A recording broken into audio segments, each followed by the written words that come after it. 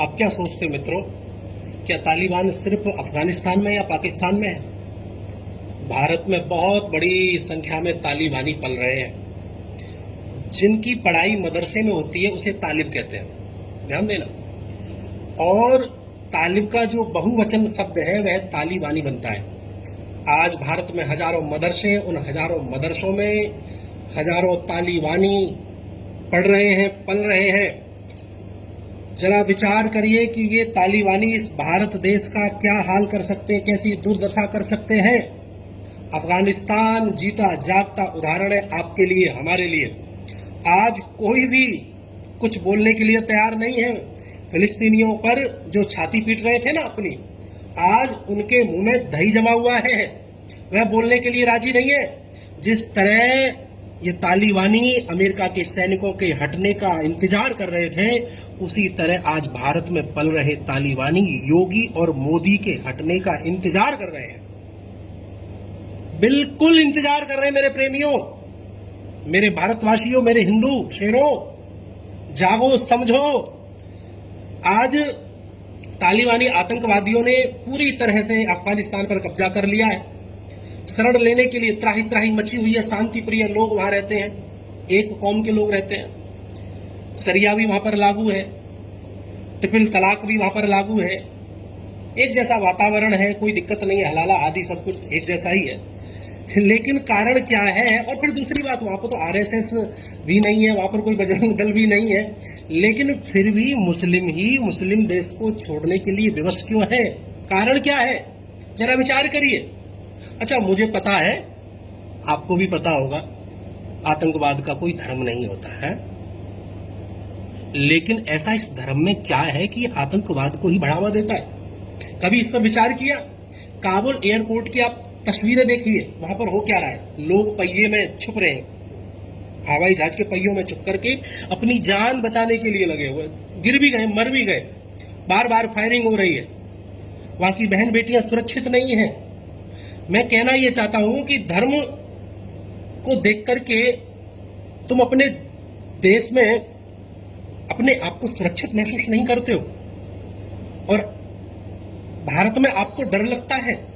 जिन लोगों को भारत में डर लगता है, मैं उनसे कहना यह चाहता हूं कि अफगानिस्तान में जाकर के देखिए कि डर क्या होता है, आपकी समझ में आ जाएगा। अच्छा, कुछ लोग तो ऐसा सोच रहे हो, यदि ऐसा हो जाएगा, भारत में तालिबान अगर आ भी गए, ऐसा कुछ हुआ तो क्या फर्क पड़ता है, और ये भी तो मुसलमान, जो ये पहले हिंदू थे, हम भी मुसलमान बन जाएंगे। अरे मेरे भाई बहन, अफगानिस्तान से मुस्लिम ही भाग रहे हैं, ये आपको सोचना होगा, विचार करना होगा। तो मैं कहना यह चाहता हूं कि भारत में चलने वाले हजारों मदरसों में जो पल रहे तालिबानी हैं, इन पर रोक लगनी चाहिए। भारत सरकार को विलंब ना करती हुए शीघ्र, अतिशीघ्र मदरसों पर बैन कर देना चाहिए, मदरसे बंद कर देने चाहिए, यदि भारत को बचाना है तो। मैं ये बड़े स्पष्ट रूप से कहना चाहता हूं कि ये कौम जो है ना तो चैन से रहना जानती है, ना सामने वाले को चैन से रहना देना चाहती है। एक हथियार केवल अफगानिस्तान को बचाने के लिए मेरे पास है। वो हथियार यदि अफगानिस्तान भारत से ले जाए ना, और चलाने वाले को भी ले जाए तो बड़ा उपकार हो। और हथियार है चरखा, क्योंकि हमने तो यही पढ़ा था कि चरखे से आजादी आई थी, चरखे से आजादी आई थी, हमने तो यही पढ़ा था।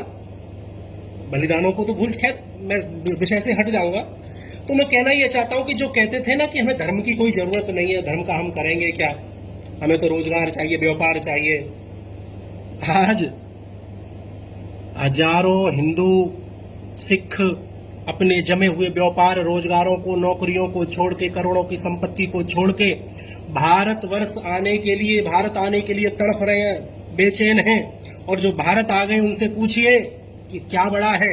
इसीलिए मैं आपसे हमेशा कहता आया हूं कि देश से बड़ा भी कोई चीज है तो वह धर्म है। जब धर्म जीवित रहेगा तो देश बचेगा, और जब धर्म नहीं रहेगा तो फिर देश नहीं बच पाएगा। देखो, अफगान में बीफ खाई जा सकती, कोई प्रॉब्लम नहीं है, संघ की वहां कोई शाखा नहीं है। राष्ट्रगान में आप खड़े होइए, मत खड़े होइए, उससे भी कोई आपत्ति नहीं है।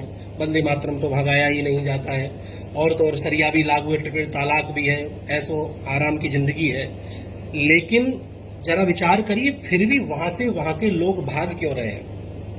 मेरे भाई बहन, ये सारी की सारी जो मुसीबत है ना, ये मदरसे हैं। मदरसे में लोगों को कट्टर बनाया जाता है। मैं बहुत सारी बातें आपसे कहना चाहता हूँ, कभी ठाकुर जी कृपा करे तो मेरे मन में तो तमन्ना ये है कि मैं कभी कुरान के ऊपर बोलूं, जैसे मैं भागवत के ऊपर बोलता हूँ, रामायण के ऊपर बोलता हूँ। कभी समय आएगा एक बार जरूर मैं 5 या 7 दिन कुरान के ऊपर बोलना चाहता हूँ, और कुरान पर बोलना चाहिए भी, समझाना भी चाहता हूँ। इससे बहुत लोगों को फायदा होगा।